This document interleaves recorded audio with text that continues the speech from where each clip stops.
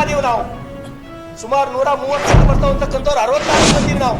ಇನ್ನು ಅಂತ ಸಮಯದೊಳಗ ಒಬ್ಬ ವಿಜಯೇಂದ್ರ ಅವ್ರು ಏನ್ ತಪ್ಪಾಳತ್ತಾರ, ಅವ್ರು ಕಿವಿ ಹಿಡ್ತಕ್ಕಂಥ ಕೆಲಸ ತಾವು ಮಾಡ್ರಿ ಹಿರಿಯರಾಗಿ. ನಾವು ನಿಮ್ ವಿರೋಧಿಗಳೇನೆ. ವೈ ವಿಜಯೇಂದ್ರ ಅವರು ರಾಜ್ಯದ ಅಧ್ಯಕ್ಷರಾಗಿದ್ದು ನಿಮ್ಗೆ ಸಮಾಧಾನ ಇಲ್ಲ. ಹೋಗ್ತೇನೆ ನಾನು. ನೀವು ಸುಮಾರು 22 ವರ್ಷದ ಹಿಂದೆ ಅಟಲ್ ಬಿಹಾರಿ ವಾಜಪೇಯಿ ಅವರ ಕ್ಯಾಬಿನೆಟ್ ನಲ್ಲಿ ತಾವು ಸಚಿವರಾಗಿದ್ರೆ ಅವು ನಿಮ್ಮ ವಯಸ್ಸು 40 ಇರಲಿಲ್ಲ.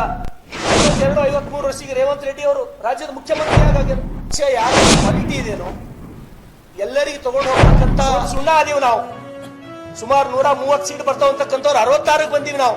ಇನ್ನು ಅಂತ ಸಮಯದೊಳಗ ಒಬ್ಬ ಕ್ರಿಯಾಶೀಲ ವ್ಯಕ್ತಿ, ಇಡೀ ರಾಜ್ಯ ತುಂಬಾ ಓಡಾಡಿ ಮತ್ತೆ ಪಕ್ಷವನ್ನ ಗಟ್ಟಿಗೊಳಿಸಬಲ್ಲ ಬಲಿಷ್ಠ ವ್ಯಕ್ತಿ ಅಂತ ಹೇಳಿ BY ವಿಜಯೇಂದ್ರ ಅವರಿಗೆ ರಾಷ್ಟ್ರೀಯ ಅಧ್ಯಕ್ಷರು ರಾಜ್ಯದ ಅಧ್ಯಕ್ಷರಾಗಿ ಮಾಡಿದ್ರು.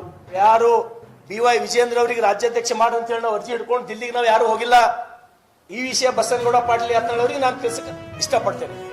ವಿಜಯೇಂದ್ರ ಅವ್ರು ಏನ್ ತಪ್ಪಾಳತ್ತಾರ, ಅವ್ರು ಕಿವಿ ಹಿಡ್ತಕ್ಕಂಥ ಕೆಲಸ ತಾವು ಮಾಡ್ರಿ ಹಿರಿಯರಾಗಿದ್ದೇನೆ. ನಾವು ನಿಮ್ ವಿರೋಧಿಗಳಲ್ಲ.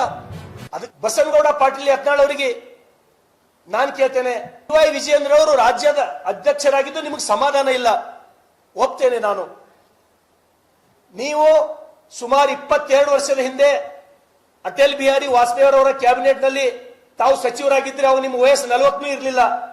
ಇಡೀ ರಾಜ್ಯದ ಭಾರತೀಯ ಜನತಾ ಪಾರ್ಟಿ ನಾವೆಲ್ಲರೂ ಖುಷಿಯಿಂದ ಕುಳಿತಿದ್ದೀವಿ, ನಮ್ಮವರೊಬ್ಬರು ಸಚಿವರಾಗಿರ ಅಂತ ಹೇಳಿ. ನೀವೇ ಕೊಟ್ಟಿ ಕಿಚ್ಚಿ ಪಡಬೇಕೀಗ. BY ವಿಜಯೇಂದ್ರ ಅವರು ರಾಜ್ಯಾಧ್ಯಕ್ಷರಾದ್ರ. ಅದ್ರ ಜೊತೆಗೆ ಇಲ್ಲೇ ನಮ್ಮ ಪಕ್ಕದ ತೆಲಂಗಾಣದಲ್ಲಿ 52-53 ವರ್ಷಕ್ಕೆ ರೇವಂತ್ ರೆಡ್ಡಿ ಅವರು ರಾಜ್ಯದ ಮುಖ್ಯಮಂತ್ರಿ ಆಗ್ಯಾರ. ಯಾರ ಬಲ್ ಕ್ವಾಲಿಟಿ ಇದೇನೋ